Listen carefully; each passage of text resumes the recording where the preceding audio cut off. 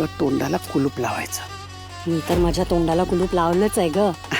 तू फक्त माझी पर्स जड कर, मग बघ तू सांगशील तेच करेन मी. ते मी बघते. मी सांगते तेवढं कर. हो.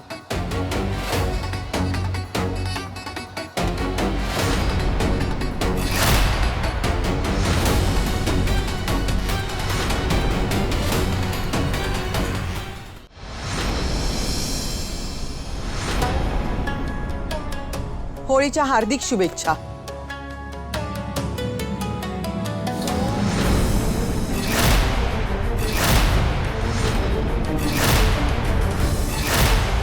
आई काय केलंस तू?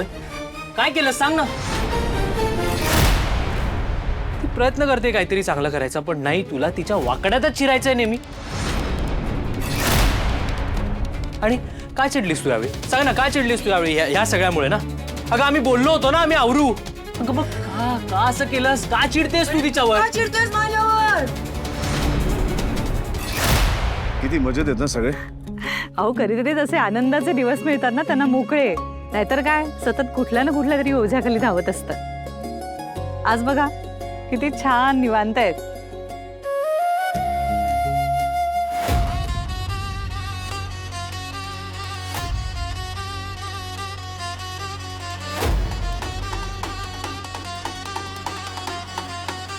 तुम्हाला कसं एवढं सगळं माहिती? अहो किचन मध्ये काम करताना बोलणं होत असतं ना माझं सगळ्यांशी. नारायण दादांचं माहितीये, त्यांनी आता घर बदललंय. त्यांच्याकडे जर त्यांची 80 वर्षाची आई असते, घरी गेल्यावर सगळं करतात ती. पण किती हसतमुख असतात ना. प्रवीण तसा दिसायला देखणं आहे की नाही, पण लग्न नाही जमत आहे. आई बाबा खूप प्रयत्न करतायत. मोकळा वेळ मिळाला ना की बोलतात हो माझ्याशी. त्यांना पण कोणीतरी त्यांचं ऐकून घ्यायला हवं असतं ना, आणि आपण थोडासा दिलासा दिला ना की मोकळे होतात. आत्ता बघा ना, कोणीतरी आपलं ऐकतंय आणि आपली काळजी घेतंय, यातच किती आनंदात येत ते. खरं तर तुमच्यामुळे त्यांच्या चेहऱ्यावर आज हा आनंद दिसतोय. ओ काहीतरी काय, मी काहीच नाही केलंय. नाही खरंच, तुम्हाला माहित नाही तुम्ही काय केलं त्यांच्यासाठी.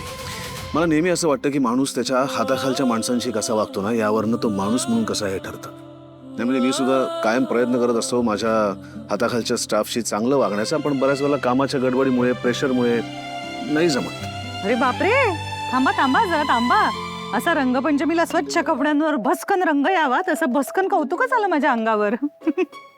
केलीत का सुरुवात परत तुम्ही अहो कसली भांडणाची?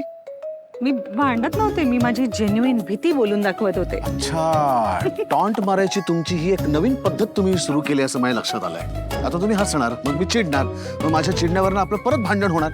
झालं, तुम्हाला हवं ते सुरू झालं. वा हुश, काय बरं वाटतंय हो मला.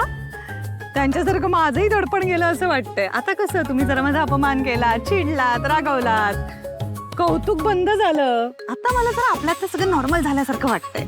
थँक्यू.